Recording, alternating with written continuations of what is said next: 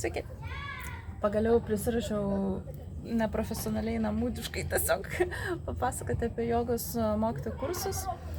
Ir kol prisirašiau, tai ir sutemo ir uodai mane jau puola, tai aš nekaiščiau neužtruksiu ilgai. Visi tie dalykai, ypač kainos, jos nėra paslaptis, bet tikriausiai įdomiau, kai papasakoja kažkas žmogus savo patirtį, o ne kad sėdi googlinį ten pasižiūri. Nors tikiu, kad tie, kurie iš tikrųjų jau domisi, tai jie jau buvo susigūglinę ir rimtai svarsto. Bet galbūt dar yra visokie pliusai, minusai,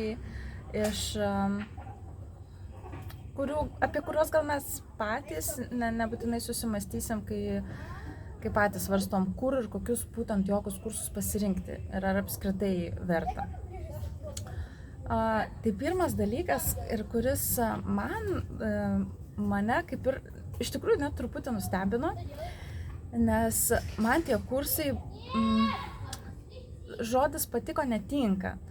Ta prasme, man patiko be abejo, bet aš ko nesitikėjau, tai nesitikėjau tiek daug gauti iš jų savo asmeniškai tiesiog. Ne tai, kad kaip praeini žinios, skillsai, ten, ta prasme, išmoksti ten tų asanų ir panašiai, ir kad, turiu popieriuką, gali toksai, kuris yra, ta prasme, tautiniu mastu pripažintas, sertifikatas ir gali mokyti, ir, ta prasme, ir tiesiog paauga tavo kaip ir kvalifikacija ir kitų žmonių, akise tu kaip irgi paaugi. Bet ką aš galvoju kaip pati, kodėl man, pavyzdžiui, ne tai, kad man ten labai reikėjo to popieriaus, bet aš vieną kartą per visus metus vedu jogą. Aš net negalima sakyti, kad aš jos mokau, bet taip susiklostė, kad aš ją vedu per savaitgalį kitaip, nes tiesiog ir pati iš savo patirties, aš pati lankiau jogą pas vieną mokytoją, pas kitą mokytoją, internetu visokius darydavau tiesiog pratimus kartu. Bet mano tos žinios, tokios savamokslės labai buvo, ir aš galvojau, kad man trūksta tiesiog, norėjau ir daugiau asanų išmokti, ir daugiau tos anatomijos, kaip teisingai daryti, kaip teisingai vesti, kaip kalbėti, apie tas pačias asanas, ta prasme, tam būna, kam tos asanos skirtos, kokiai kūno daliai ir panašiai. Tai visų šitų dalykų aš norėjau išmokti tiesiog praktikai. Bet ko aš nesitikėjau, lankydama tos kursus, pamačiau, kiek aš daug gavau asmeniškai tiesiog šiaip kaip žmogus tokių terapinių dalykų, kaip Milda Pivoriūtė sako, bent jau, ne tiek aš daug jau jos esu klausius, bet praeitais metais klausiau jos pranešimų Login konferencijoje, labai patiko.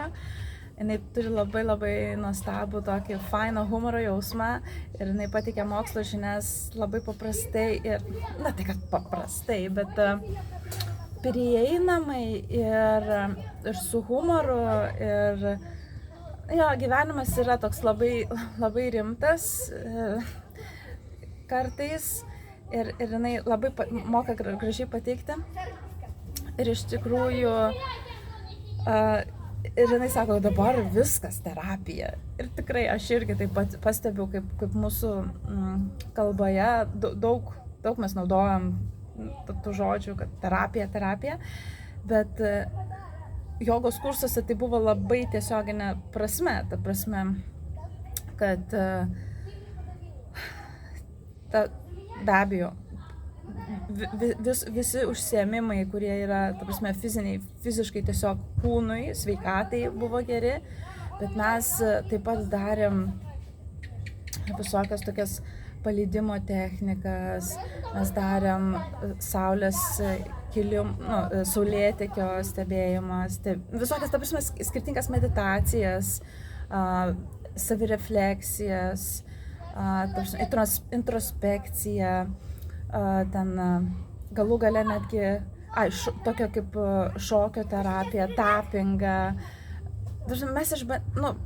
Mes mandalų piešimą po vienos sesijos, kuri, tarsi, mus vedė tokios, kaip būna vedamosios guided meditacijos, kur tave įjungia kokią muzikytę ir kalba tokius visokius affirmation, bet teigia sakinius, klausimus užduoda ir tu taip mastai apie jos tokią savirefleksiją, introspekciją tam tikrą ir po to ramiai savo tiesiog trunka ten, nežinau, apie pusvalandį, gal te visi klausimai tau užduodi, tu savo mastai ir po to mes tiesiog ramiai spalvino mandalas, tiesiog ramybėje tokioj tyloje, tai, žinai, galima, atrodo, tiesiog paspalvinti ir praleisti laiką, bet galima tai daryti susikaupus, sąmoningai, toks kaip mindfulness, ne?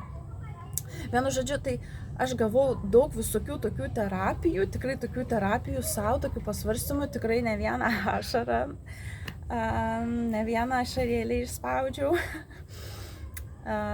nespecialiai, aš šiaip nemėgstu verkti viešumo iš tikrųjų, bet kartais nutinka ir tie momentai būna labai gražus. Ir joga nidra, aš iš vis galvojau, tikrai visą laiką didžiąją savo gyvenimo dalį galvojau, miego joga, tikrai, ta prasme, tikrai jogo miega,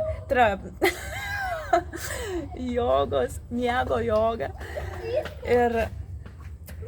Ir iš tikrųjų pasirodo, tarsi aš čia atskirai apie tą jogą nidrą nekalbėsiu, bet jinai veikia pasąmonę ir jinai yra labai protas labai pailsi ir gauna to gerojo, gilaus miego kokybę. Per pusę valandos tu gauni galbūt kokias apie, kaip sako, 3 valandas gero gilaus miego kokybę. Tai, ta ekvivalentą, ta prasme, kaip lyg būtų miegojęs 3 valandas gilaus miego, ne tai, kad, kaip sako, kai mes linkim saldžių sapnų, iš tikrųjų, kai mes sapnuojam, tai nėra gilus miegas. Tai tas gilus miegas, kai mes nesapnuojam, tas yra tas tikras kokybiškas miegas. Vienu žodžiu, tai joga nidra būtent tai ir yra. Ir vėl žodžiu, ne apie jogą nidras atskirai reikėtų kalbėti. Bet tai va, aš gavau tokių visokių daug savo vidinių taip tokios erdvės. Pirma, tai gavau tos erdvės ir tiesiog laiko apmąstyti dalykus ir kodėl, pavyzdžiui, irgi dienoraščio rašymas lygiai taip pat irgi veikia terapiškai, todėl kad tam, kad mes paaugtumėm, tam, kad mes kažką suprastumėm apie save, apie savo gyvenimą, kur mums reikia eiti, kur mes norim būti ir taip toliau, tai tuos tikslus galiausiai išsikelti, ne, tam tikrus kažkokius veiksmus susiplanuoti ir taip toliau, mums reikia laiko tarpo, kad mes tai darytumėm, kad mes reflektuotumėm, sumastytumėm, išsikeltumėm tuos tikslus ir taip toliau. Ir tas dalyvavimas jogos kursuose man būtent tai ir davė tokį daug laiko savo. Ypač kai turiu 2 vaikus. Tai buvo labai, aš iš tikrųjų labai dėkinga Dariui, kad jisai sutiko ir pasirašė mano šitam. Aš negaliu pasakyti, kad čia buvo mano svajonė kažkokia ar kažkas, bet aš tikrai norėjau to laiko savo ir kad jisai sutiko, tai aš labai džiaugiuosi.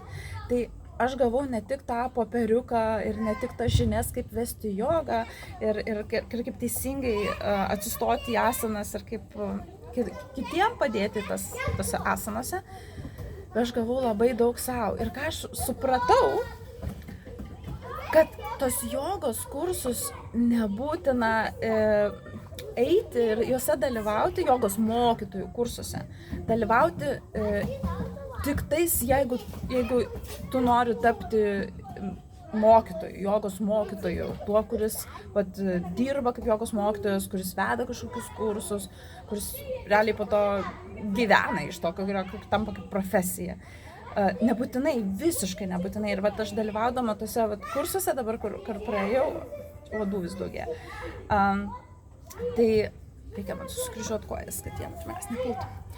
Ir pamačiau, kad gali bet kas, absoliučiai bet kas, kam reikia. Ir mums visiems iš tikrųjų reikia. Tai, ar mums nereikia laiko savo pabūti su savim, kam yra, pavyzdžiui, atostogos? Pailsėti nuo visko, nuo visos kasdienybės, nuo visų darbų, pailsėti, pabūt. Ir jeigu mes per atostogas tik bėgam ir kažką matom, aš jau nekalbu apie visus apskritai neigiamus dalykus, kurie tik tais dar labiau mus išsekina. Tiek to, palikim tos. Nevardinsiu visų tų neigiamų dalykų, bet jo, per atostogas mes kartais labiau išsitaškom, negu iš tikro pailsim. Tai jogos mokytojų kursai ir yra būtent tas laikas, kai iš tikrųjų mes galim pabūti su savim ir iš tikrųjų pailsėti tuo giliaja prasme. Tai va, ir tose kursuose dalyvavo, pavyzdžiui, moteris, kuri ką tik išėjo į pensiją, kuri baigė savo aktyvų profesinį gyvenimą. Ir jinai pasakojo ir kalbėjo, kad tiesiog norėjo, sakė, visą gyvenimą aš daviau, kas yra labai būdinga moteriams ir sako, kad Indijoje ypatingai, nes čia labai dar tokių tradicinių pažiūrų šalis, su labai giliomis tomis vyrų moterų rolių vaidmenų nubrėžimo ribomis, kas ką turi daryti, tikrai labai. Ir jinai sakė, aš visą gyvenimą daviau. Aš dabar noriu suteikti savo to laiko ir pradėti gyvenimą duodama daugiau, atsižvelgdama į savo poreikius. Tai man buvo labai toksai gražus pavyzdys. Kita buvo moteris, kuriai irgi buvo, dabar nežinau, jinai buvo, kiek jinai sakė, 56, tai jinai 56, tai jinai indė. Tai aš nežinau, kaip čia su tom pensijom, čia iš tikrųjų tokios oficialios visai šaliai galiojančios pensijų sistemos, tokios kaip ir nėra universalios, tai čia labai skirtingai, jeigu nebent, vien žodžiu, dar atskira tema, tai, žodžiu, jinai nusprendė pabaigti savo tą profesinę karjerą dabar. Ir kita moteris buvo amerikietė, kuriai buvo irgi apie 50 kažkelis metus. Ir jinai čia gyvena Majapūre, pasirodo, gal kada irgi ją parodysiu. Nuostabi moteris. Ir jos abidvi stovėjo ant galvos ir padarė tos 108 saulės pasisveikinimus, kur mes darėm vieną dieną. Jos mane labai sužavėjo. Dar buvo 2 tokie vyresnio amžiaus vyrai, ne tik moteris dalyvauja. Apskritai joga, kaip Indijoje, tas vaidmenų suskirstymas anksčiau būdavo tik vyrų užsiėmimas iš principo. Tai dabar, kai kanasi moteris, ten visos parodyti labiau nori savo kūną ir savo ten. Ja, labai mes toli vakaruose nuėjom, nuėjom nuo kur originaliai buvo ir prasidėjo jogos ištakos ir jogos pirminės idėjos. Bet tarkim, netgi kalbant apie savo tiesiog fizinę sveikatą, kam asanos ir yra iš principo, čia nieko nuostabu, nepakeičiama kažkaip jogos esmė, jeigu sakai, kad asanos yra skirtos tavo gerinti fizinę sveikatą, fiziniam kūnui, ta prasme. Taip ir yra. Tiesiog jogoj yra daugiau tų žingsnių. Tai čia kita tema. Tai vienu žodžiu buvo vyrai. Ir vienas jų Govardhan Eco Village inžinierius, kuris ten statė, aš net nežinau, ką jis iš tikrųjų statė, bet jis inžinierius. Ir jam apie 40 kažkeli metai, link 50, kokie 46, kažkas tokio aš neklausiu, bet jis turi jau užaugusius vaikus. Ir vienu žodžiu, jis irgi ten tobulos fizinės formos, nors kaip indas toksai, neaukštas, bet toksai tvirtas irgi viską darydavo kartu su visais kaip ir jaunesni, visus tos ir saulės pasivaikščiojimus 108 ir ant galvos stovėjimus ir wow, ir ten puikiausiai. Ir dar vienas buvo vyras, kuris kaip ir buvo kelyje pasveikimo, jisai sveiksta, keliauja iš alkoholio priklausomybės, tai jisai dalyvavo, toksai grinai, netgi kai kurie, va, būtent, ką aš noriu pasakyti, kad dalyvauja ne tik tie, kurie nori būti mokytojais, kurie nori tapti mokytojais ir čia pradėti kažkokią naują profesiją savo gyvenime. Bet kai kurie, kaip jis, jam irgi buvo 50 kažkeli metai, jisai ir galima taip, net prieš ateinant, pradedant kursus, tu gali taip ir sakyti, man nereikia sertifikato, aš nelaikysiu jokių egzaminų, ten, aš nedarysiu, ten, kai būna pamokos, kai mes mokom vieni kitus, jie nedalyvauja tose visuose užsiėmimuose, kur jau atsiskaitymai ir panašiai, esių nerašo ir taip toliau, jie tiesiog dalyvauja beveik visur, kur, įskyrus tų atsiskaitimų nedaro.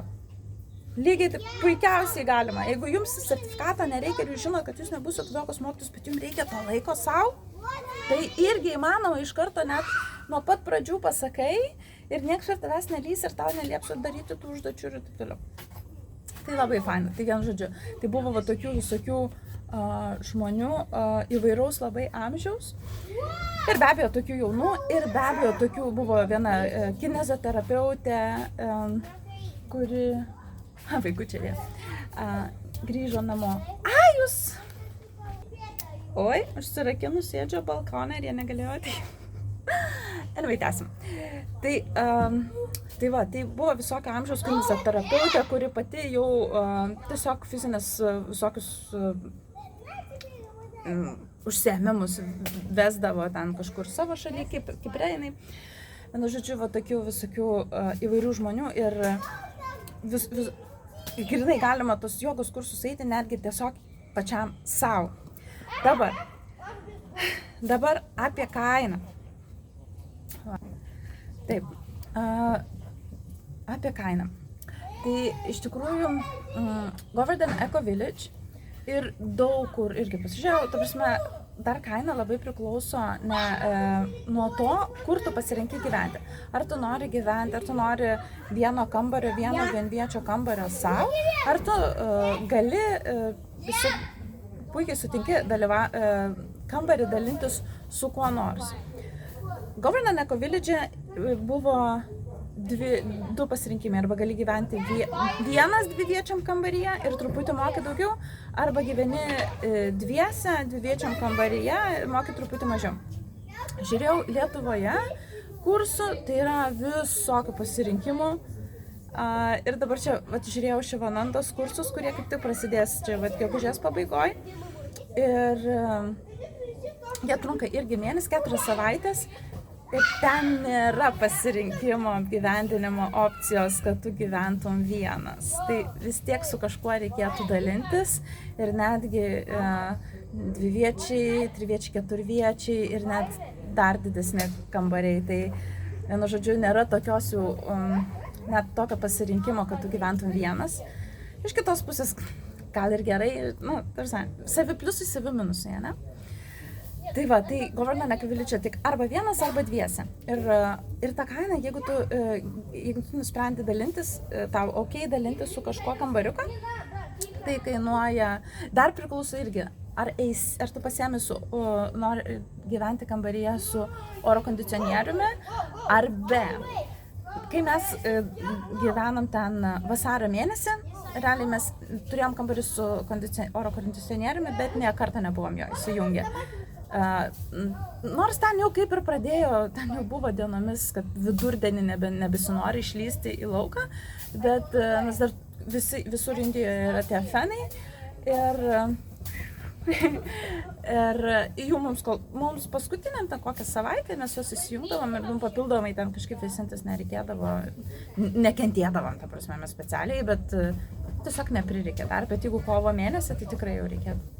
Tai Ir tai kainuodavo, tai va, irgi dar priklauso nuo oro kondicionierius ta kaina, bet kažkur, jeigu tu daliniesi, su kažkuo kambariuką sutinki dalintis, tai kainuoja apie 1500 eurų ir mes mokėjom už dvivietį kambariuką apie 1800 eurų ir čia įeina į tą kainą apgyvendinimas ir kursų kaina viso mėnesio.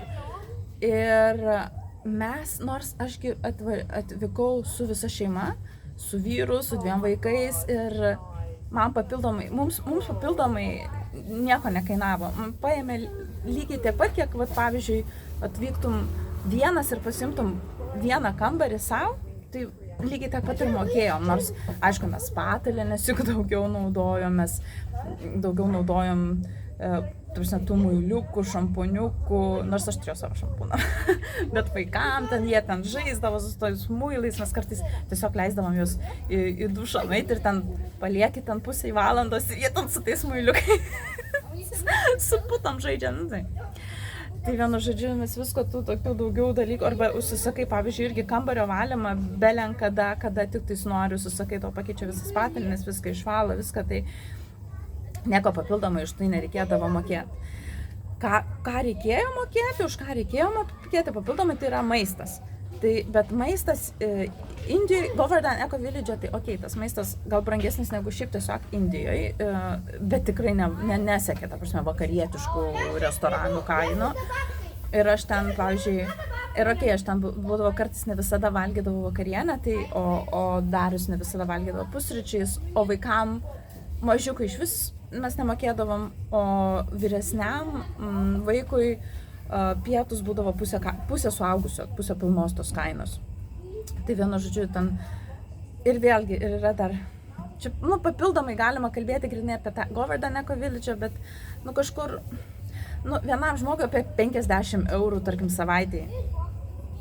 50 eurų savaitėj visai, jeigu imi ir pusryčius, pietus, vakarienę, tai nedaug. Tai 200, tai vienu žodžiu, jeigu tu nori gyventi savo vienam kambariuke ir su kursais ir su maistu, tau kažkur kainuotų apie 2000 eurų. Ir dabar, lyginant su Lietuvos kainom, jeigu Lietuvoj pasiėmam, ir aš labai rekomenduočiau, jeigu jūs norėtumėt, čia vėlgi, galbūt, nežinau, ar čia papasakoti, ar atskirai, nes aš jau žiūriu, kad 23 minutės beveik prakalbėjau, kad galima atskirai kalbėti, kokius būtent jogos kursus pasirinkti, bet tarkim nesiplečiant, tai jeigu Lietuvoje, jeigu kalbėtumėm apie Lietuvą ir niekur nevykti į užsienį, tai aš vis tiek rekomenduočiau kažkokias labiau tradicinės jogos, kurios turi ilgametę tradiciją, mokytojų, mokinių seką, tai vienareikšmiškai rekomenduočiau Šivananda Hatha joga. Ir tai Lietuvoje bus, sakau, gegužės kaip tik mėnesio pabaigoje prasidės, kainuoja apie 2600 su kursais, su apgyvendinimu ir su maitinimu. Čia geriausia opcija.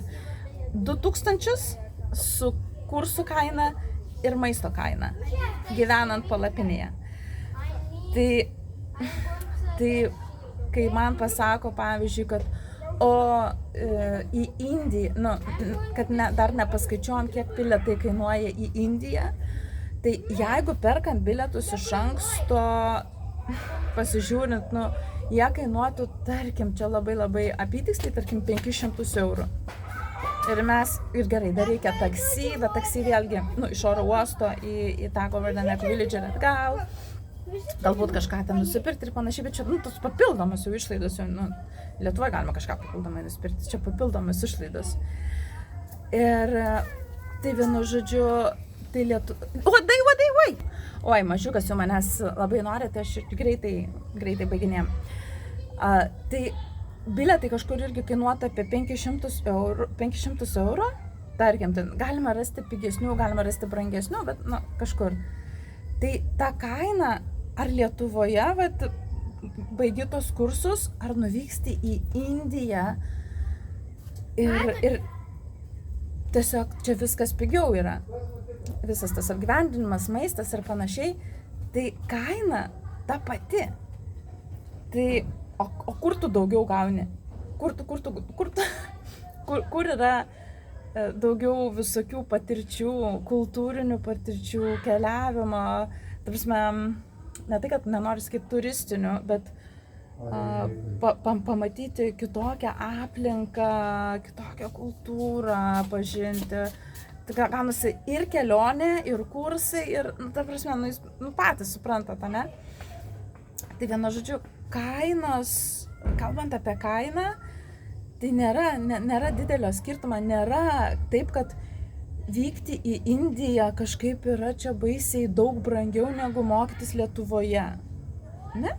Nėra. Arba Europai kur nors, galima ir Europą, bet iš tikrųjų, jeigu dar galima ten Belgijoje, Vokietijoje, Prancūzijoje, nežinau, bet kitur kažkur vykti, ne, kur jie irgi ten turi didelius jogos centrus ir vyksta mokytojų kursai, ten irgi galima, bet ten sumokėsim dar daugiau, ten kursai ir pragyvenimas kainuos dar daugiau negu Lietuvoje ir tikrai daugiau negu Indijoje. O kaip matom, Lietuvoje ir Indijoje, netgi jeigu vykstant Indiją ir pridėjus net lėktuvo bilietus, kainuoja tiek pat. Tai vienu žodžiu, aš labai rekomenduoju pasvarstyti šitą variantą, jeigu jums įdomu. Tai va, o tai mane baigė suvalgyti, vaikai jau grįžta. Ir jeigu įdomu, tai jūs man sakykit, ar įdomu, ir mes tada galim kitą kartą pakalbėti apie tai, aš galiu šiek tiek pasidalinti apie tai, kuo skiriasi skirtingos jogos ir kodėl aš pasirinkau Govardhan Eco Village ir kodėl verta pasirinkti Govardhan Eco Village. Tai va, tai jeigu įdomu, sakykit, va, tilpam į pusvalanduką, dar mažiau. Ir aš bėgu pas vaikučius, nes grįžo iš lauko ir mane baigė suvalgyti uodai. Tai va, taip.